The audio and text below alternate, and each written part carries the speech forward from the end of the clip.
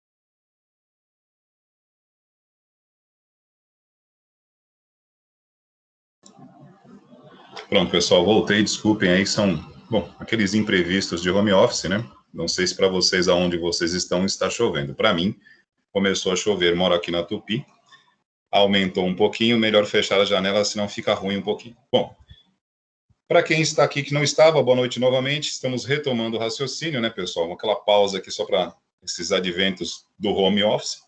Estamos falando aqui, dando uma introduzida sobre o assunto da aula de hoje, novamente comentando o cenário da internet de um modo geral no mundo hoje, né?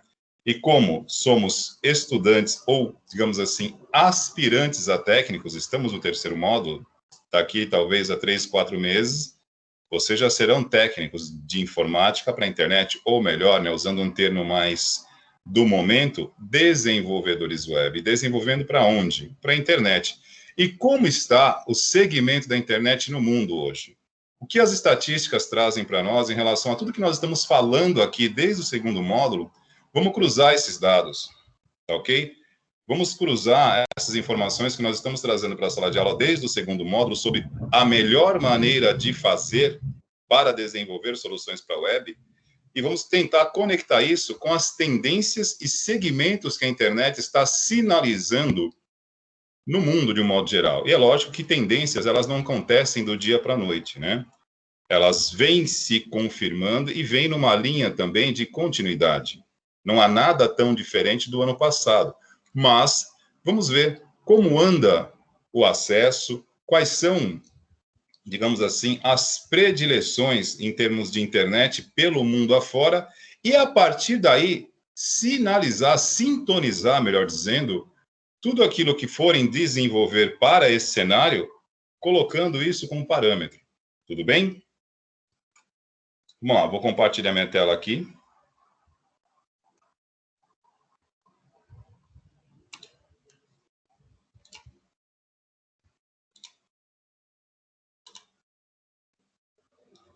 Pergunta, visualizam minha tela aí?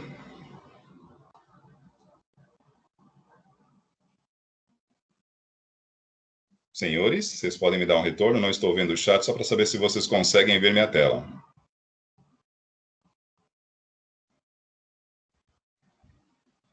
Sim, professor, dá para ver a tela. Ok, obrigado. Agora me assustei, né? Quando dá esse silêncio, assim, esse delay, eu falo, pronto. Já era, não tem ninguém aqui.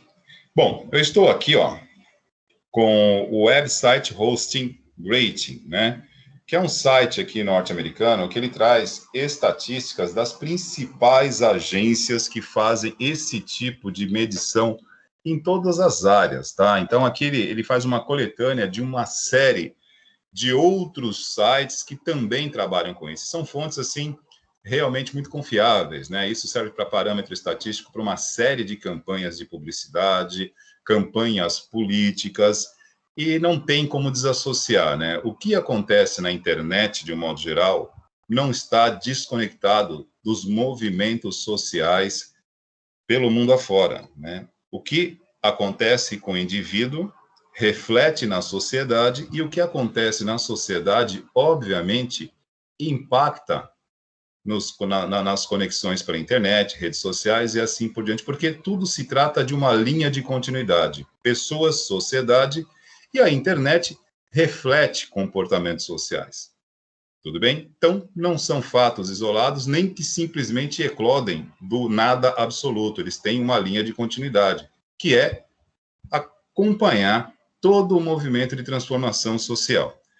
Então, aqui, ó, para quem já conhecia este site bem, tá? Um site norte-americano, não estranhem algumas traduções, porque o Google acaba traduzindo literalmente ao pé da letra, e algumas traduções ficam estranhas, né?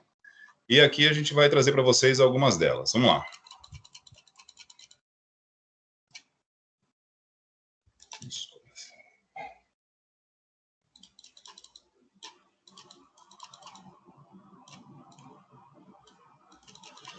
Bom, eu vou pular a introdução aqui para ser bem objetivo. No capítulo 1, este site aqui, da parte estatística, ele traz aqui fatos específicos da internet em relação à projeção para 2021. Sempre lembrando que, tecnicamente, a palavra previsão não costuma ser muito utilizada, né?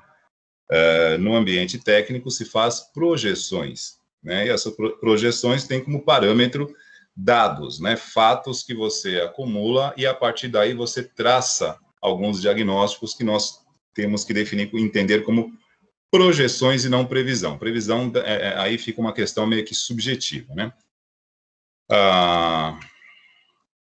Primeiros tópicos aqui a serem considerados em relação à internet. Aqui nós temos vários fatores, tá? A parte de propaganda, conteúdo, aqui ele está falando sobre internet inicialmente, de modo geral, né? Primeiramente, sobre a questão, a quantidade de usuários na internet no mundo, né? Vamos lá. Em janeiro de 2021, nós temos aí, arredondando aproximadamente, 4,7 bilhões de usuários de internet no mundo. Tá? Levando em conta que o planeta Terra tem hoje estimadamente 7 bilhões de usuários de internet, aliás, de habitantes, perdão, esse número 4,7 bilhões aí passa bem mais do que a metade, ou seja, nós já temos uma população de usuários na internet bem mais significativa, obviamente, do que há 10 anos atrás, né? Então, isso já é um número que é considerado, digamos assim, relevante, né? Tempo, em média, que o usuário, que as pessoas gastam na internet de modo geral, né? Todos os dias, esses usuários, em média, passam 6 horas e 43 minutos online. Professor, e o que isso tem a ver com o que nós estamos estudando aqui? Primeiramente, isso aqui, quando você tem, né, como ponto de desenvolvimento a internet e a estatística, as pesquisas sobre esse universo estão dizendo que as pessoas passam um determinado período de tempo e uma determinada quantidade de pessoas fazem isso por 6 horas todos os dias, você tem aí mais ou menos já uma ideia, né, da quantidade de pessoas que você tem para explorar comercialmente. E voltemos a dizer o de sempre, né? Eu acho que isso já ficou gravado no subconsciente e na consciência de vocês. Internet tem como viés maior a sua área comercial. Tudo bem, temos aí outros tipos de finalidades, né? Prestações de serviço de um modo geral, entretenimento, mas um dos apelos maiores da internet, um dos seus pilares aí é a questão comercial. Então, você aqui define um público, né? Uma parcela de público que você tem para atingir, tá? 4,7 bilhões de pessoas em todo o mundo, que passam em média aí de 6 horas e 43 minutos online todos os dias, tá? Em janeiro de 2021, já tem mais de 1,83 bilhão de sites na internet. Então, como eu sempre estou comentando com vocês, né, que tendo como cronologia os 31 anos de World Wide Web, nesses 31 anos, né, agora em janeiro de 2021, registrados 1,83 bilhão, estranho, né, concordância nominal aqui, bilhão, mas é por conta do 1. 1,83 bilhão de sites na internet. Então, o universo comparativo que nós temos, né, é grande. E isso só reforça aquilo que nós já estamos falando com vocês desde o segundo módulo. Está entrando neste meio aqui, presta atenção, tá? Não estamos mais na fase, digamos assim, de conhecimento da internet, nem de amadurecimento. Ela já é bem conhecida, está bem madura, em 31 anos já passou pela puberdade, adolescência, e hoje está na sua maioridade. A internet é uma área, digamos assim, digital, social, já consolidada. Então, como eu sempre costumo também repetir inúmeras vezes, se for para entrar aqui, né, nessa questão de desenvolvimento, para ser apenas mais um, ou seja, acrescentar mais ao universo do mesmo, eu não sei se trará algum retorno para quem está pretendendo seguir isso aqui. Acho que fica claro que não, né? Com esta quantidade tão grande e por um período de tempo também significativamente proporcional, reparem que não é mais coisa para amador. E se for, né, se você tem o objetivo de tirar algum retorno daí, não dá para ser amador. Você tem que ter realmente uma certa verticalidade e tem que, entre aspas, né, com cuidado, analogias aqui, mirar para acertar. Tudo bem? Informação também muito pertinente para vocês, tá? Vendas de comércio eletrônico devem atingir, praticamente aqui, 4,9 trilhões de dólares em vendas em 2021, ou seja, com pandemia, sem pandemia, né, com agravamento, lockdown, seja o que for, as estimativas para comércio eletrônico em 2021 é atingir aí a casa dos 4,9 trilhões de dólares, né? Não é real, não é peso argentino, dólares. É muito dinheiro. Então, volto a reforçar o caráter, né, comercial da internet e também deixar claro que não há nada de errado com isso, né?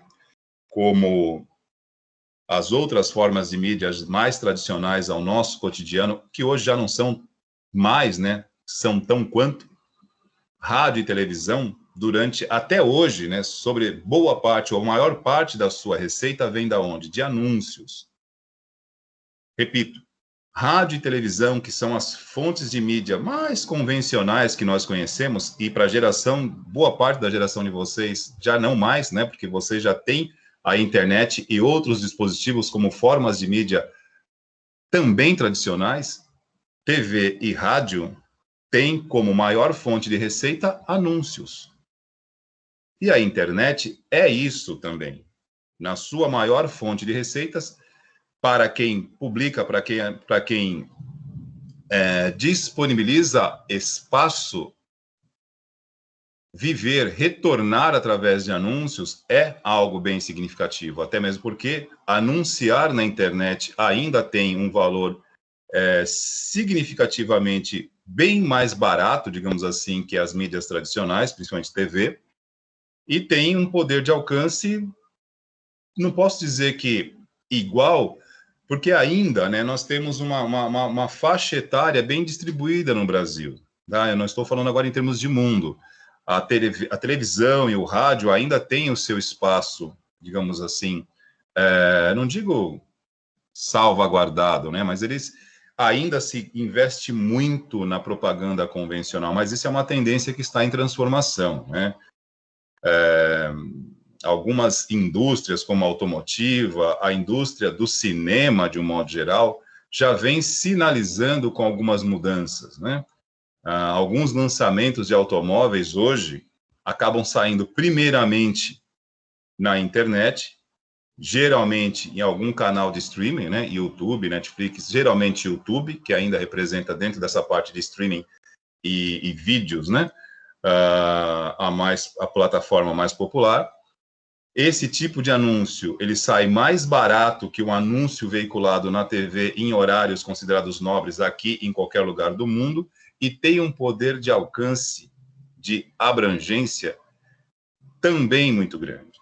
Da mesma forma que a indústria do cinema, que teve aí em 2021, em 2020, por conta da pandemia, alguns prejuízos, e como todos os outros segmentos pelo mundo afora, né, já vinha também sinalizando com este olhar, né, lançando alguns dos seus títulos, alguns dos seus filmes, também pela internet, apostando nesse segmento como uma vertente que só vai aumentar, porque as gerações que estão surgindo já estão mais habituadas com a internet do que outros meios de comunicação. E outra, né? A internet ainda é, entre aspas, um solo extremamente fértil e que ainda é pouco explorado em termos de tributos, tarifas, né? Não sei até quando esse universo continuará da forma que é, ou seja, meio que, não vou dizer livre de tributação, porque há sim algum imposto em algumas áreas de atividade, mas não se compara ainda a tributação, a tarifação em termos de transações comerciais no mundo, digamos assim, analógico, né? Mas não sei por quanto tempo isso dura, né? os senados no Brasil e no mundo afora, é que hoje o foco está em outro lugar, né? Está todo mundo hoje com o olhar voltado para a pandemia, naturalmente é fácil compreender isso, mas já há um bom tempo um ensaio, né, para se observar com mais atenção a rentabilidade dos meios digitais, as gigantes do segmento digital, no caso o Google, né? Não sei, eu não sei se eu posso incluir a Amazon, né, como uma gigante do segmento digital, porque a Amazon é mais do que digital, do que um segmento digital. A Amazon é várias coisas, mas podemos considerar sim. Então, são empresas que geram receitas assim estratosféricas e que, por estarem nesse segmento web, ainda pagam, digamos assim, tributos, não posso dizer que pequenos, mas em vista do que se pagaria no meio analógico convencional, são cifras modestas, mas que está despertando olhares faz tempo. E aí, quando isso mudar, toda essa parte de valores para propaganda, incentivos também mudará, né? Enfim, mas vamos aguardar aí, vamos aguardar. Então, fechando aqui essa primeira parte aqui, né? Quantidade de usuários no mundo, 4,7 bilhões. Tempo de acesso, em média, 6 horas. 1,8 bilhão de sites na internet em 2021. E estimativas, projeções de vendas aí em comércio eletrônico, em torno de 4,9 trilhões de dólares. Aqui tem alguns dados, né, que eu vou avançar para a gente não ficar, porque aqui é um pouquinho mais de profundidade sobre o que eu já mencionei aqui em cima. Depois, né, eu vou deixar esse link aqui para vocês poderem, digamos assim, para quem tiver interesse de descer um pouquinho mais, conhecer um pouco mais de detalhes sobre, né, essa área da internet e suas estatísticas pelo mundo, e como o Brasil faz parte do mundo, claro, preservando algumas características locais e regionais, não foge muito disso, pessoal. Há uma tendência meio que, né, tirando, repito, algumas peculiaridades de algumas regiões, há uma certa conformidade, uma certa consonância. Né?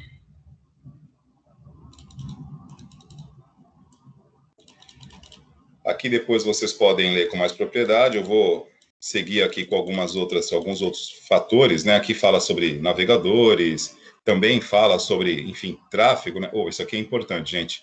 Não ia comentar, mas acho que vale, né? Porque está dentro de um dos indicadores, né, que estão aqui nesta parte de internet de um modo geral, nesse primeiro capítulo dessa estatística, coloca um dado que, para quem estuda, né, e para quem pesquisa sobre segurança digital, é muito preocupante, tá? Sem entrar na paranoia, né? Porque já estamos vivendo um momento biologicamente muito preocupante em relação a tudo que a gente já está passando com a pandemia há um ano, né? E aqui a gente pega um dado como esse e nos dá uma outra preocupação também no segmento digital. Então, aqui, ó, 51,8% de todo o tráfego na internet vem de bots. Apenas 48,2% do tráfego da internet provém de pessoas de fato, de seres humanos. Primeiramente, né, para quem não está familiarizado com o termo bots é uma abreviação aí de robots. São robôs, tá? Não robôs mecanicamente falando daquilo que a gente observa em ficção científica. Robôs são algoritmos, né, programados para repetirem um determinado procedimento por tempo infinito. Então, por exemplo, né, por que quando vocês acessam um site, por exemplo, o próprio NSA ou algum site onde vocês precisem confirmar, né, com login e senha, muitas vezes tem aquele verificador, o CAPTCHA, para você confirmar que é você mesmo. Muitas vezes é até persistente. Aqui no próprio NSA, às vezes eu tenho que confirmar umas 3 vezes que eu não sou um robô. E por que tem essa preocupação? Porque os desenvolvedores são meio sistemáticos? Não, é por conta disso aqui, ó. Esse tipo de levantamento, esse tipo de indicador, reforça que as preocupações hoje dos desenvolvedores e dos verificadores, né, para confirmar que aquele tráfego, aquele acesso, trata-se de uma pessoa, isso não é paranoia, isso não é apenas uma chatice que torna o acesso mais lento. esse indicador aqui de que 51,8% de todo o tráfego vem de bots, algoritmos programados para simular o acesso de pessoas, para quem está desenvolvendo para a internet, para quem está pensando como nós já estamos pensando há um bom tempo, porque eu sempre falo para vocês, o nosso trabalho aqui como desenvolvedor web é a criação de páginas. Eu é que costumo colocar este outro lado. Porque eu acho que a nossa formação tem que ser uma formação completa. Não é apenas desenvolver o site, lavo minhas mãos, ao estilo Pilates. Não é isso. Eu desenvolvo uma solução para a web para um cliente, mas eu tenho que estar antenado com a importância de gerenciar conteúdos, com a importância de direcionar tráfego e com a importância da visibilidade que eu tenho que gerar para o site. Porque se eu não fizer isso, as agências de marketing farão, e o mérito passa a ser apenas deles. Então, quando a gente passa a jogar xadrez na vida, e para quem joga xadrez fica aqui a analogia, como eu gosto de fazer sempre, o xadrez ele se alicerça sempre no mínimo em tripés, né? Você está jogando com duas possibilidades à frente. E eu não estou querendo colocar a vida como um jogo, pelo amor de Deus, não é isso.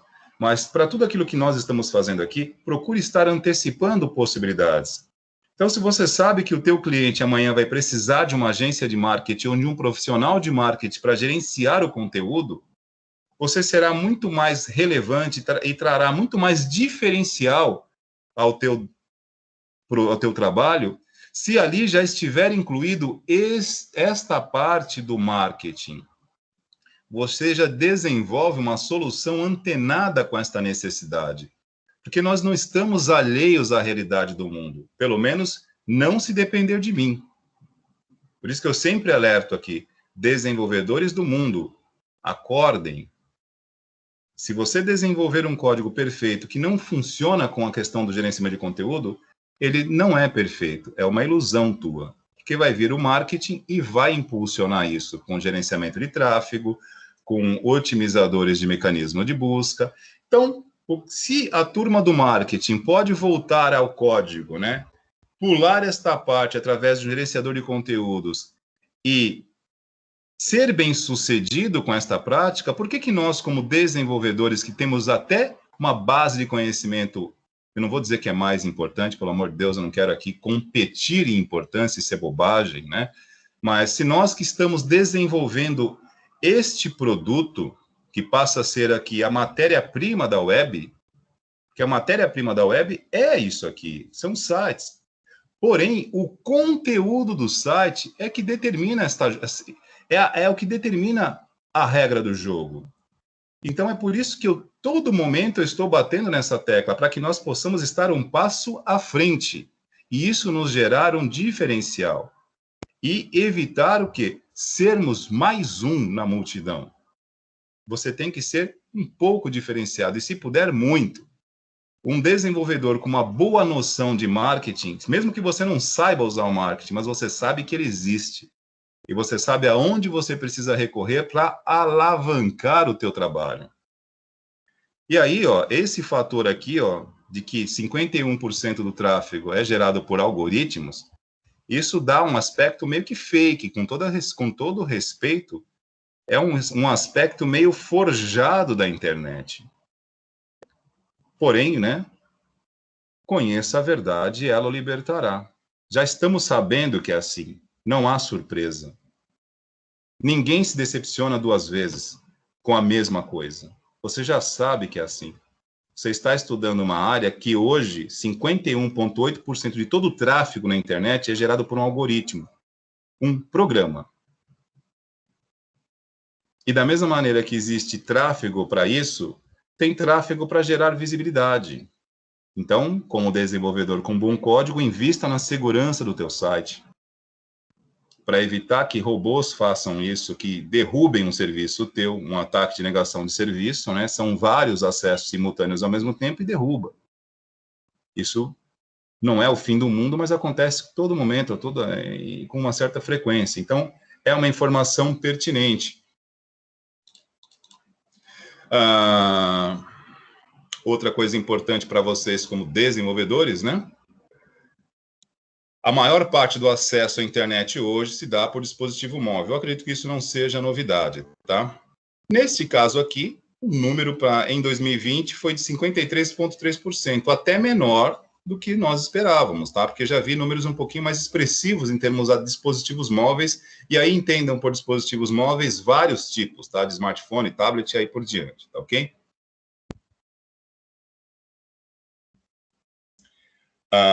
Para pesquisa, tá, pessoal? Eu ia passar aqui, mas não dá para deixar de citar isso, é muito importante para vocês, né? O Google, nesse momento, ele processa mais de 7 bilhões de consultas todos os dias. Então, por mais que a gente queira ser democrático, por mais que a gente queira ser progressista, né? Não vamos dar moral para o Google, né? O Google é o monopólio da web. Cara, tudo bem, concordo, ele é um monopólio da web. A história da internet, não, porque a internet é muito anterior ao Google, né?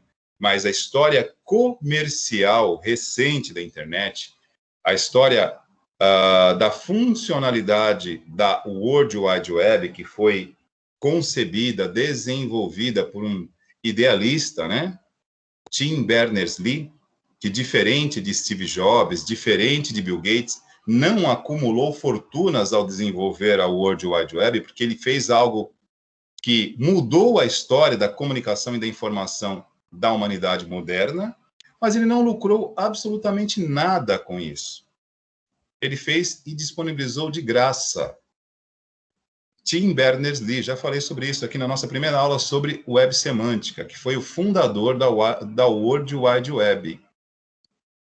Quando ele criou a World Wide Web e disponibilizou gratuitamente, bem, o objetivo dele não era ficar milionário com isso, era sim ser útil. Aí é uma outra filosofia de vida. Nesse momento, veja bem, tudo que acontece a partir daí tem um certo paralelismo do Google, que o Google está junto. Então, sim, o Google representa, sim, uma força muito grande comercial na internet, né? Em termos de inferência, propaganda, marketing, direcionamento e influência, o Google tem esse poder, sim. Mas nós não podemos ignorar o fato, né? Se 7 bilhões de consultas todos os dias são feitas pelo Google, se você tiver que criar uma campanha direcionada por um mecanismo de busca, você vai mandar para o Bing, por quê? Essa apresentação aqui para vocês não é apenas uma apresentação com dados aleatórios, isso aqui é para conectar com o propósito que estamos fazendo. Se a ideia é trazer informação para fazer o melhor uso dela, que, como eu sempre digo, informação nunca foi poder, isso é uma frase mal formulada. Conhecimento é poder. Quando você tem a informação e a partir do acúmulo da informação você obtém um conhecimento. Conhecimento, sim, é poder, porque ele te traz vantagens, né?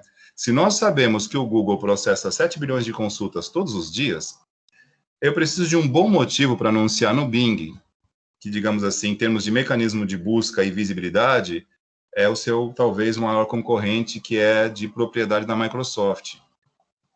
Se você quer visibilidade, então, ponto, né? Não precisamos aqui tirar no par ou ímpar para saber aonde a gente vai direcionar o nosso investimento em marketing para buscas orgânicas, né? Que são aquelas buscas que não são direcionadas por campanhas de marketing. O cara vai ali no mecanismo de busca, digita um nome e procura por você, tá? A gente pode até, em algum momento, discutir em que momento seria interessante, então, eu usar algum outro mecanismo de busca. Talvez se você for pensar em questão da possibilidade de ser encontrado. Pelo volume de pesquisa e pelo volume de sites classificados e indexados pelo Google, por uma pesquisa orgânica. O que é uma pesquisa orgânica? É o que eu acabei de dizer. Alguém digita um nome na internet e este nome está relacionado a alguma palavra-chave. O que é uma palavra-chave? São palavras que você determina como chaves para o seu site. E isso, no mecanismo de busca, é feita uma associação. Como o Google tem mas muitos sites indexados, talvez te localizem com mais rapidez no Bing. vão te localizar com mais rapidez num mecanismo menor, mas um número menor de pessoas também vai te ver. Então, aí é uma questão de cruzamento de dados, e não estamos aqui, novamente, chutando. Por isso que é importante a palavra informação, e por isso que é muito importante você cruzar informações e obter um conhecimento. Se você sabe, por uma base analítica, que o seu público é um público direcionado e não está atrelado à quantidade, é um público específico, talvez você não precise anunciar num mecanismo tão massificador como o Google, porque o seu público é mais sedimentado. Talvez você não precise do Google diretamente num primeiro momento. Você pode pensar numa parcela menor, porque teu público é mais fatiado. Agora, se você pretende massificar, aí é outra ideia. Da mesma forma que se você tiver na sua base de dados analítica, né, a confirmação de onde vem este cliente, de onde vem o acesso, se você, por exemplo, sabe que 80, 90, 70% daqueles que chegam ao teu site são oriundos de redes sociais, ponto. Nem Google, nem Bing, vamos para as redes sociais. E é disso que estamos falando aqui. É não jogar no escuro, é não realmente é não ir na tentativa e erro, não é um jogo de azar.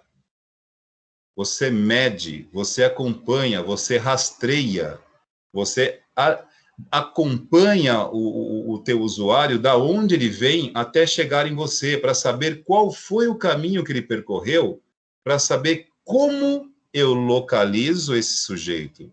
E é por aí eu sei aonde eu posso investir o meu, talvez, muito ou, digamos assim, suficiente, digamos assim, capital para investir. Principalmente em tempos de crise, não se deve investir sem, não digo certeza, mas sem uma boa margem de informação.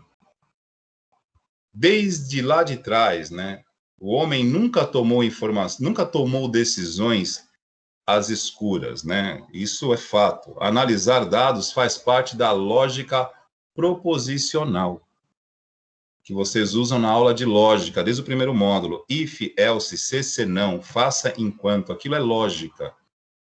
E aqui não é diferente. Tudo bem?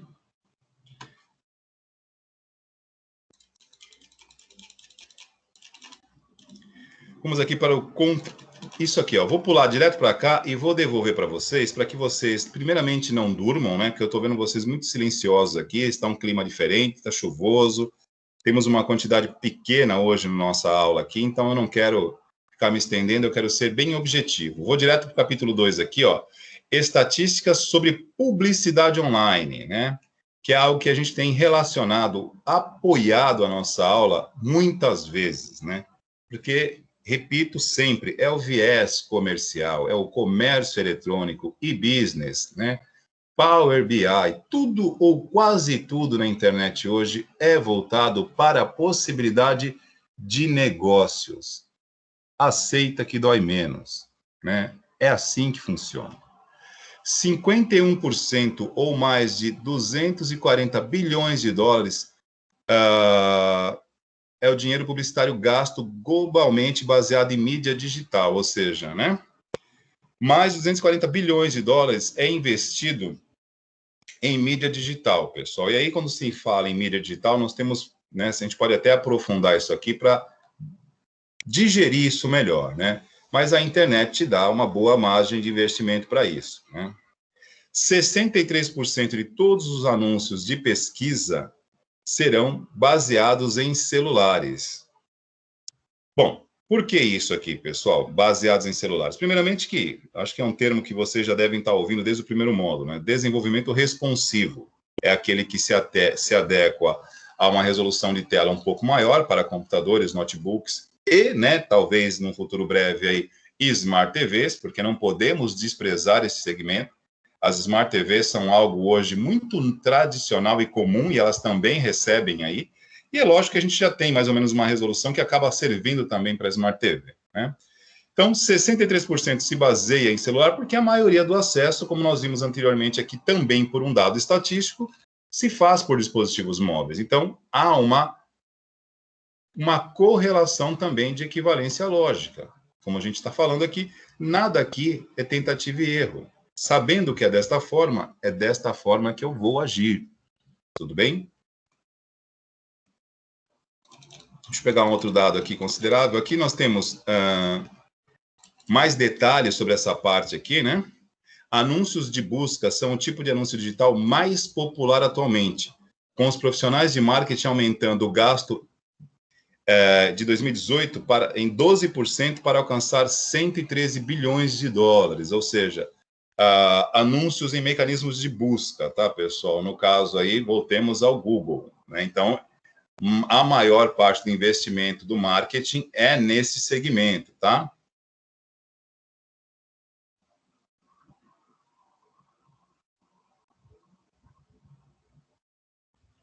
Deixa eu procurar um outro aqui.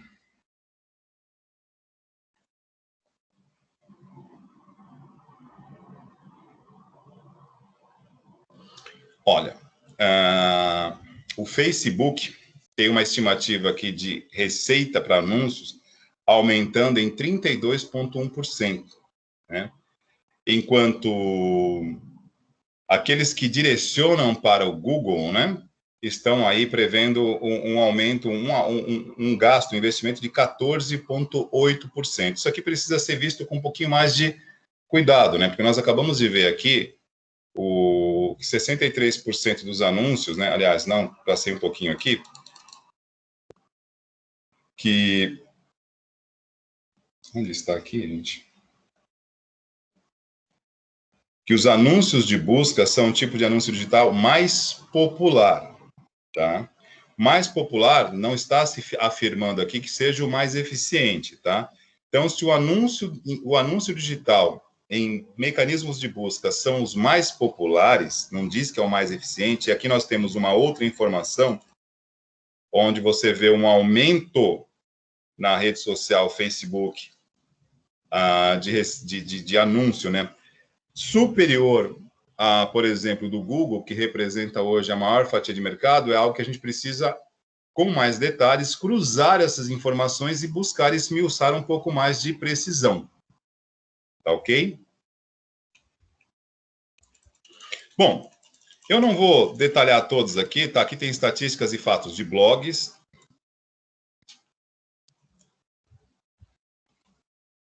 Nomes de domínio, né? Que isso aqui Isso tem uma certa influência, tá, pessoal? Não vou entrar em detalhes aqui, mas vamos lá. O nome do domínio, né? Aquilo que você registra como nome, a URL do teu site, né? É o seu nome.com. Um nome com apelo comercial um pouquinho mais significativo tem uma possibilidade muito maior de ser localizado mais rápido, né? E aqui, só para efeito de informação, o domínio cars.com é o nome de domínio mais vendido já registrado. Ou seja, 872 bilhões de dólares vendido com o cars.com. Professor, mas eu posso vender o mesmo domínio toda hora? Não, não pode. Provavelmente ele tem alguma variante, né? Cars.net, cars.com, cars.org.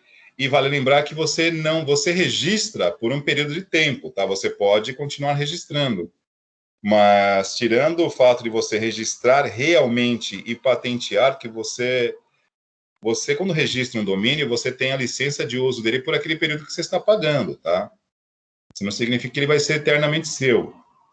Algo mais ou menos assim. Bom, eu vou devolver aí para vocês, para que a gente faça um levantamento aqui, que essa será a atividade proposta, das estatísticas em solo brasileiro. Como anda o nosso acervo, ou melhor, os nossos números, né, da internet no Brasil. Eu não vou citar aqui referências para vocês pesquisarem, porque eu não quero tendenciar isso. E essa vai ser, deixa eu voltar aí para vocês, né?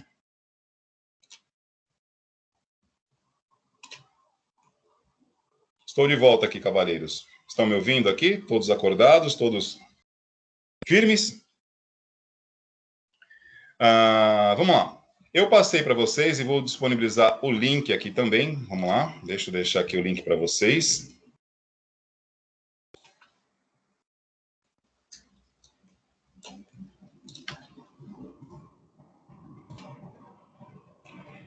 Estou disponibilizando o link do site usado como material de apoio para a aula, depois eu posso colocar isso também no canal. Isso aqui é uma estatística mundial. E eu citei algumas, não todas, senão nós ficaríamos aqui o resto da noite. Essas informações, para quem está desenvolvendo e quer, digamos assim, acertar o alvo, são parâmetros informativos que te norteiam nas escolhas que você vai fazer. Porém, isso é uma estimativa em nível mundial. A tarefa que eu estou passando para vocês aqui, e vou gerar a chamada aqui no canal, é fazer um levantamento de como andam os números da internet no Brasil, as preferências do internauta brasileiro, os números do comércio eletrônico no Brasil. A gente sabe que não foge muito do que está acontecendo no mundo, porque fazemos parte deste mundo. Mas, enfim, tirando algumas particularidades, esta vai ser a missão de vocês, tudo bem? Alguma pergunta aí em relação a isso? Davi, Fernanda, Vinícius, Arthur, Ismael. Tranquilo? Como eu disse, isso aqui é um assunto fácil de localizar, tá, pessoal? Nós temos sites aqui no Brasil que fazem esse acompanhamento, tá? Então, por isso que eu não vou citar, porque assim é legal que cada um de vocês peguem, se possível, de lugares diferentes, e aí a gente pode até, na próxima aula, a gente fazer algo bem dialogado, vocês irem mostrando os números de vocês e a gente vai conversando a respeito disso, tudo bem? Beleza? Então, não tendo dúvidas, eu vou só criar a chamada aqui da tarefa no canal, tá ok? Já disponibilizo para vocês. Vou dar um prazo aí um pouquinho maior para a gente fazer isso aí, para vocês fazerem até semana que vem. E na próxima aula, vocês tragam isso para que a gente possa conversar a respeito. Porque tudo isso aqui são informações que servem de parâmetro, embasamento para o desenvolvimento, tudo bem? Então, vou parando aqui a nossa gravação.